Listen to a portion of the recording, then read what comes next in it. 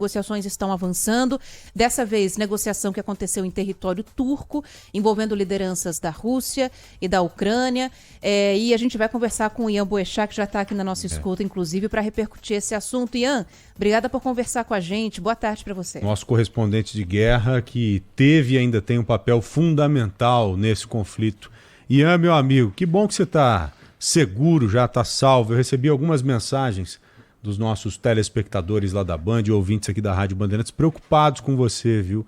Dizendo, puxa vida, perguntando, cadê o Ian? Ele sumiu. Não, o Ian já está aqui no Brasil, felizmente, pode ficar tranquilo.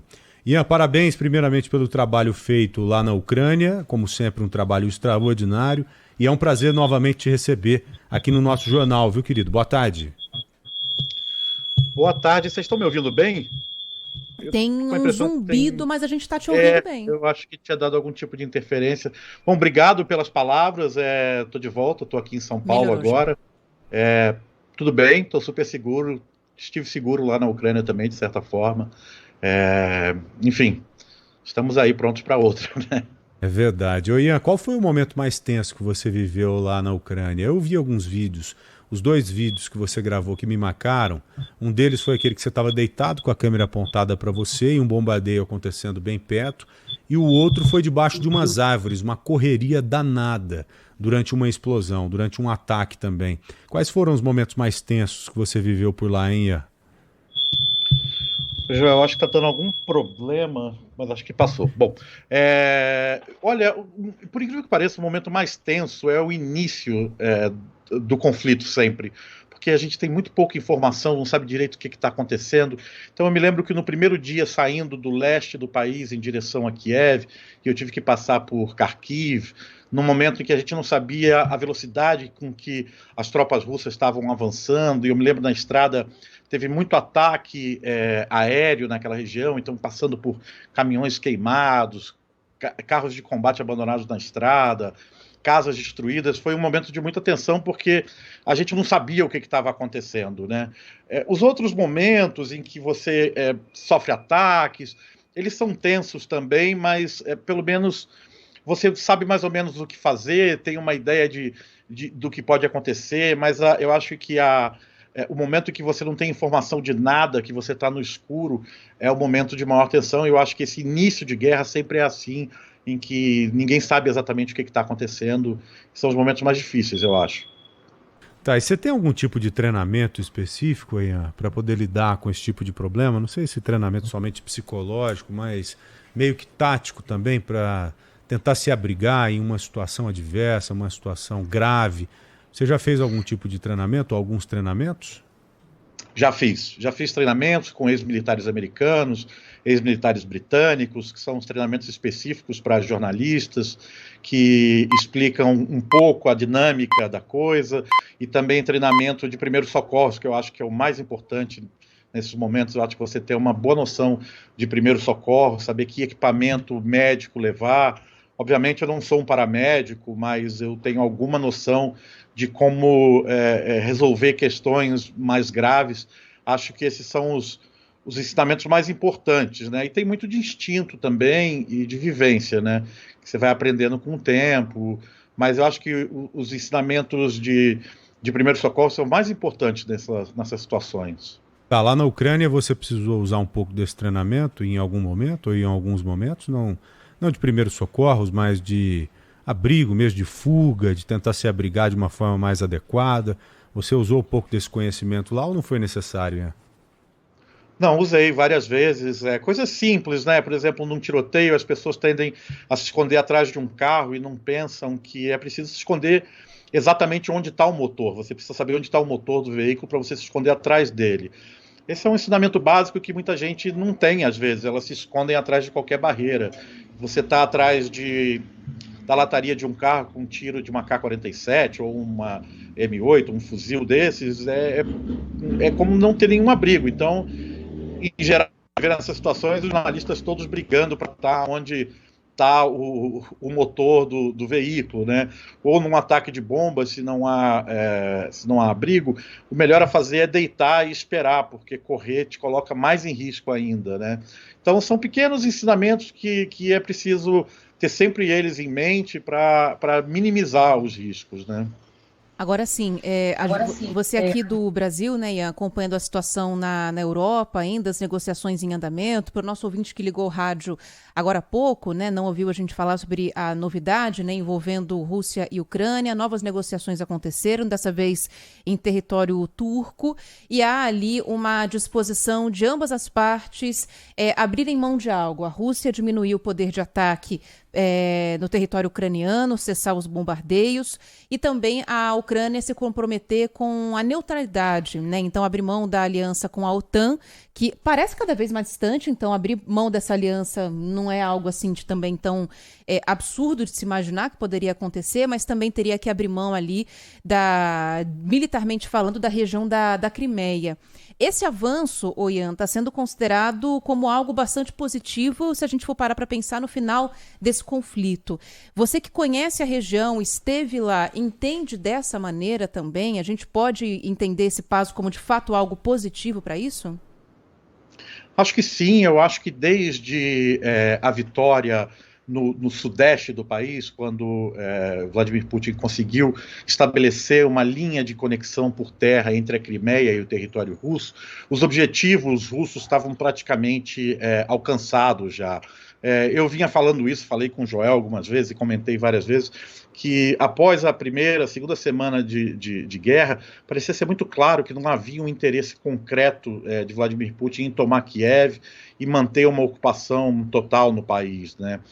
Kiev parecia ser muito mais um objetivo de pressão do que um objetivo concreto como Mariupol e outras regiões do Donbass. Eu acho que agora trata-se apenas de questões formais, eu acho que a tendência é de que haja, de fato, um acordo de paz.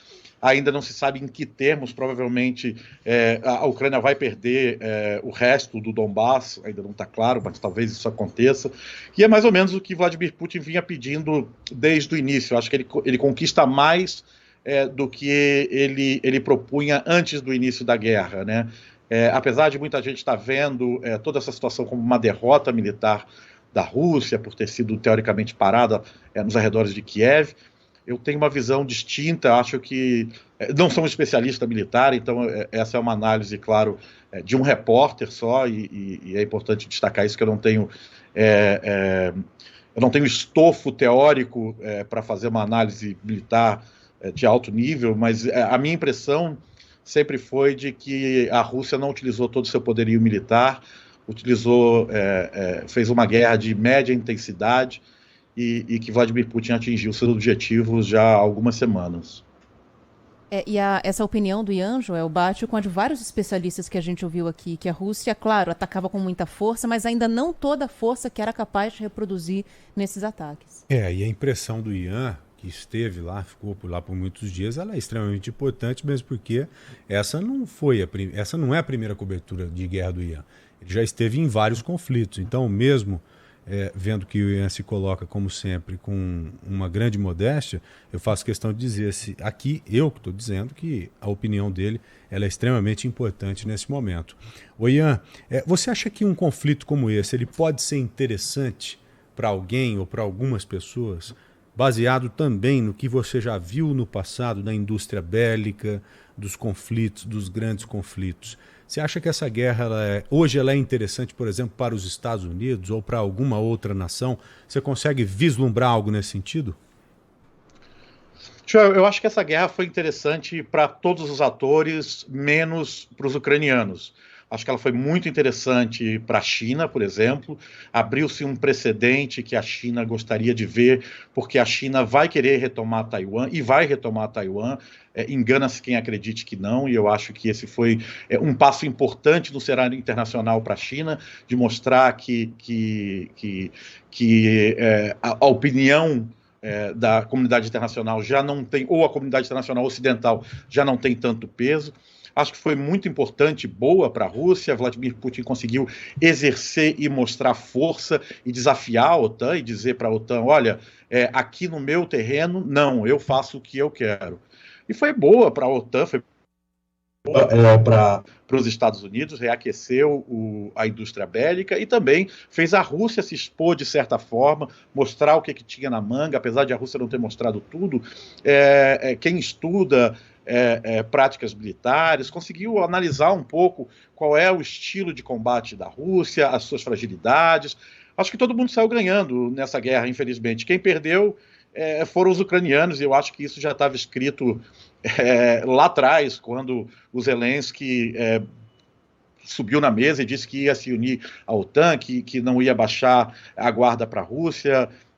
No final, acho que todo mundo ganhou de uma forma ou de outra, e os ucranianos, infelizmente, são os grandes derrotados dessa tragédia, né? Toda guerra é uma tragédia.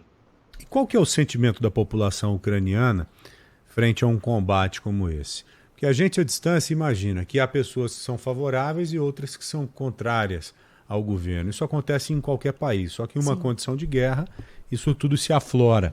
A maior parte do povo ucraniano, qual o pensamento, qual a sensação, de acordo com o que você viu e sentiu, ficando por quase 30 dias lá na Ucrânia, Ian?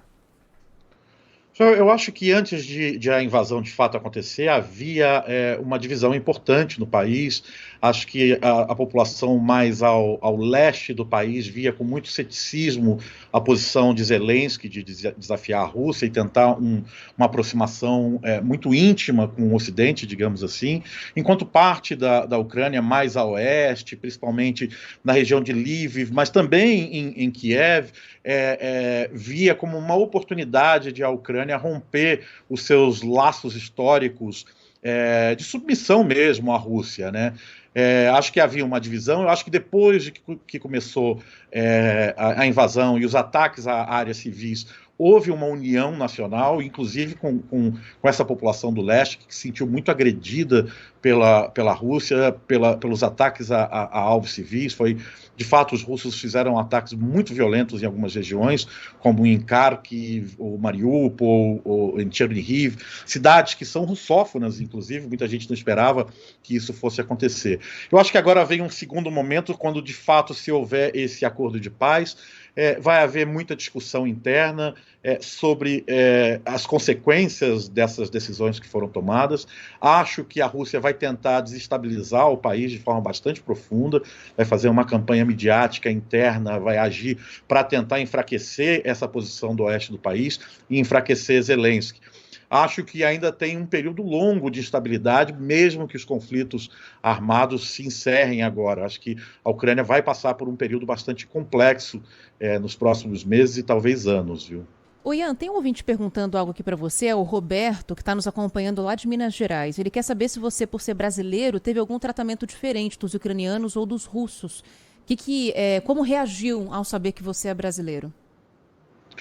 Acho que não por ser brasileiro, mas por ser jornalista, tem um tratamento distinto, né? Pro lado bom e pro lado ruim, me viam às vezes com suspeita, mas também tinha um certo respeito, porque eu representava a imprensa ocidental, digamos assim, e os ucranianos precisavam muito ter a sua história contada, mostrar o que estava acontecendo. O fato de ser brasileiro levanta um pouco suspeita, pelo fato de o que um brasileiro está fazendo aqui, mas, em geral, era mais a minha posição como jornalista que contava do que a minha posição como brasileiro propriamente dita, né? Claro, um estrangeiro era visto de forma mais imparcial por lá, né? E pelos russos? É lógico que os russos não têm interesse em que essas coisas sejam divulgadas para o mundo. Os ucranianos, sim. Você, em algum momento, se viu em uma situação tensa com os russos?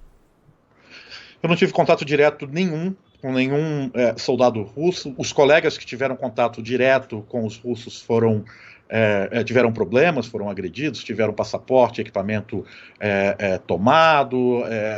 Obviamente, os russos tinham ou têm ainda, né, uma posição bastante distinta dos ucranianos em relação à imprensa. A Rússia vive um período de muita opressão à imprensa. Então, felizmente, eu não tive nenhum contato direto com nenhum soldado russo. Não sei se seria morto, como alguns colegas foram, mas talvez não tivesse uma experiência muito agradável, eu imagino. Ainda bem, né? Ainda bem, então, que nenhum russo topou aí contigo nesse caminho. Agora, Ian, tá nos seus planos voltar para lá? A gente não sabe se esse conflito de fato vai ser encerrado ou não. Estamos torcendo para que sim, mas está nos seus planos voltar para lá, independente se o conflito estiver encerrado ou não, para mostrar a continuidade da guerra, ou ainda, né, o que vai acontecer naquela região da Ucrânia se a guerra de fato se encerrar? Reconstrução do país, talvez? Eu cubro a Ucrânia há muito tempo. A minha primeira vez na Ucrânia foi em 2014. Eu cubro esse conflito que não começou agora, começou em 2013, há bastante tempo. Já estive na região do Donbás, nas repúblicas separatistas algumas vezes, e acho que esse é um conflito que marca o início do século XXI, de certa forma, como o conflito afegão, de certa forma, encerra o século XXI, encerra uma ordem. Eu acho que esse conflito da Ucrânia é um conflito que inicia o século XXI, em que nova ordem que vai vir para substituir a ordem que foi definida após a Segunda Guerra Mundial, começa a se estabelecer agora de um mundo mais multipolar e um mundo também que olha mais para o Oriente, né? Está mais pendendo ao Oriente com a força econômica da China, com o poderio bélico russo e o fim dessa unipolaridade que era dominada pelos Estados Unidos ao longo desses últimos 30 anos.